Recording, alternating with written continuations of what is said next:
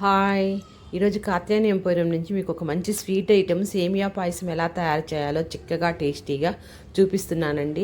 జనరల్గా దీంట్లో readymade milk made అలాంటివి ఏమి యూజ్ చేయకోకుండా ఇంట్లోనే చక్కగా ముందు కొంచెం నెయ్యి వేసి డ్రై ఫ్రూట్స్ మనకు కావాల్సినవన్నీ వేసుకొని బాదము, జీడిపప్పు, కిస్మిస్, పుచ్చకాయ విత్తనాలు అన్నీ దొరగా వేయించి పక్కన పెట్టుకొని సేమియా కూడా ఒక గ్లాస్ తీసి నేతిలోనే వేయించుకొని పక్కన పెట్టాలండి. ఒక గిన్నె నీళ్లు పెట్టి ఒక 1 అవర్ ముందు నానబెట్టిన ఒక చిన్న గ్లాసు లేదా ఒక పిడికెడు సగ్గుబియ్యం ముందు నీళ్ళలో వేసిన తర్వాత మనం నేతిలో వేయించిన సేమియా కూడా వేసేసేయండి. బాగా ఉడికిన తర్వాత గ్లాసుకు ఒక గ్లాసు చక్కెర వేయండి.